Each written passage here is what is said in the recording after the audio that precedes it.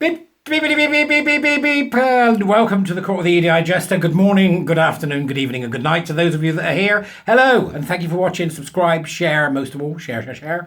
Like it, because that really helps with the algorithm. So give me a click saying like or subscribe and become one of my subscribers.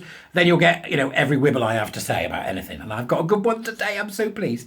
Warrior Teachers, I think it's closed now. Boom. So we're looking at probably December start or November. Need to have a think about that for anybody else that's still interested.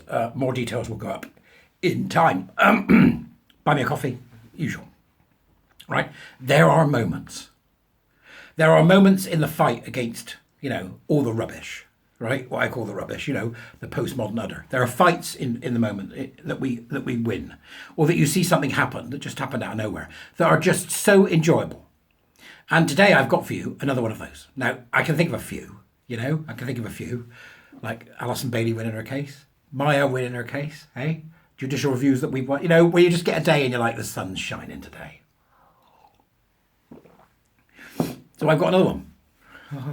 This is up there with the exposure of BLM, I tell you. It's up there with the exposure of BLM for the grifters they were, right? So I think they're still being investigated by the FBI, the IRS. They're all looking at their backsides. BLM, as what was this? Some wag said on Twitter, BLM bought lots of mansions. That's glorious, isn't it? BLM bought lots of mansions, which is what they did. If you haven't seen Candace Owens' documentary, it's worth watching because they're grifters. They really are. So you had a number of grifters that came along at the same time, right? One of them was called Robin DiAngelo, who wrote a dreadful book. It's an awful book. It's just a tome of nonsense, which people end up paying her 35 grand an hour to talk. That's how stupid and gullible people are, right? Let alone shut down STEM. God, that was a story. Shut down STEM. What a bloody event that was. Not for those that aren't in academia, but my God, 30,000 stupid academics sign up for it. That was something else. You remember that? That was something else, right? Okay, so from nationalreview.com, although it's been reported in the Boston Globe and various other papers in America. Yes, we're in America. Oh, say, etc. Right? Okay. With fields of wheat, whatever it is. Right, okay. So one of the grifters was Robin DiAngelo, which she hasn't quite been taken down yet, but we'll get her, right? And the other one is Ibram X Kendi, who is like the grifter in charge, the main grifter. That's what they're calling him, right? Don't want to do the bloke a disservice, but I've seen his grift. You know what I mean? So Ibram X, he's a real totalitarian. If you've never seen what it was he was after, he's a real totalitarian, real dangerous man. Yeah. So Ibram X Kendi, as reported here by the National Review, is accused of exploiting workers, mismanaging finances, of collapsing anti-racist centre. Couldn't have happened to a nicer man. Boston University's Centre for Anti-Racist Research, really. Remember, anti-racism is its own thing. It's not what you think it is, right? So somebody says to you, are you anti-racist? You automatically respond by saying, yeah, of course I am. What a ridiculous thing to say. Right, because you can't be anything but. That's the point. It's a totalitarian wording. You're either anti-racist or you're racist. There's no in between. So they don't like meritocracy. They don't like, Martin Luther King.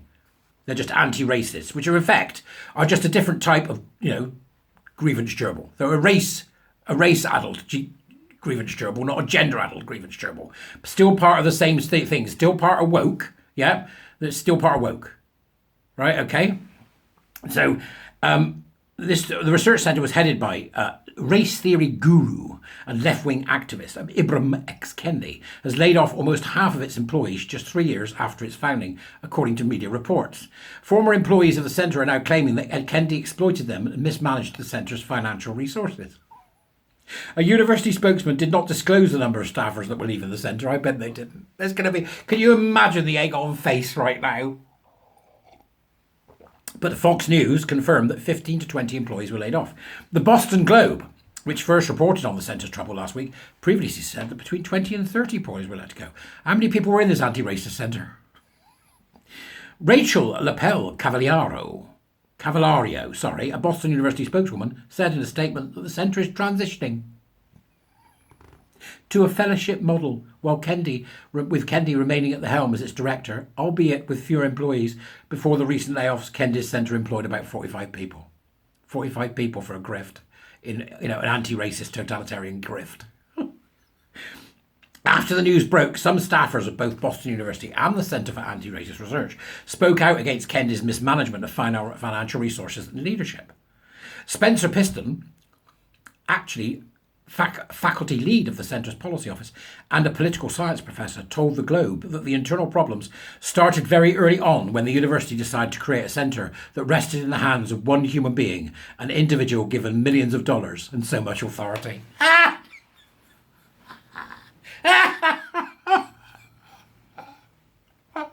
It's just surreal. It's like we're seeing over here, isn't it? They're setting up these crappy DI things and giving people money. Oh, we don't want to appear to be bad. Here, have some money. Has the state ever been so weak? Have the universities ever been so weak that they can't go, you're a grifter, F off? Right? Have they ever? Honest to God. The centre opened at Boston University in the summer of 2020, soon after the death of George Floyd and the subsequent riots that engulfed much of the nation. In response, the university received a $10 million donation from former Twitter CEO Jack Dorsey. Oh, yeah. Right. As well as a 1.5 million donations from both the biotech company Vertex as well as the Rockefeller Foundation, according to the Globe.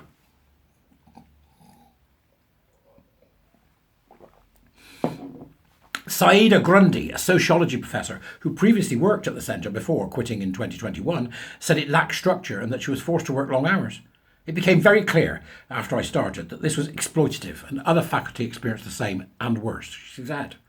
Conservative journalist Christopher Rufo, an outspoken critic of Kendi's work, wrote on the social media site X that Kendi's centre is collapsing. Kendi gained fame when his book How to Be an Antiracist became a bestseller in 2019. All these people going, I don't want to be out of the loop. I want to be a good person. Buy the book. His broad conception of anti-racism has gained cultural currency on the left and has been used along with critical race theory to denounce racial discrimination against minorities while simultaneously promoting discrimination against others, or whites as it says there. The race grifters are getting it up them. I love it. I love it. It's so, the way he thinks is so moribund. It's like black people don't have agency. You know, that there aren't black people who are doing incredibly well. That there are, it's so vile. It's them and us. It's the same as this, nonsense elsewhere. It's them and us. It's equity. We must have race people just under the government so we can make sure. Yeah, it's just totalitarian wibble from the left as usual. He's going to get it up him, I think. I reckon there'll be an inquiry, but we'll see. We'll see. What if there's anything illegal about what he's done? We'll see about that too, I imagine. I love it when the grifters get done. It's my favourite thing to watch them get done. Should be yours too. Okay, so have a look. It's nonsense. Now, on the back of this, there is a young man. Swoon. He is so attractive. His name is Coleman Hughes.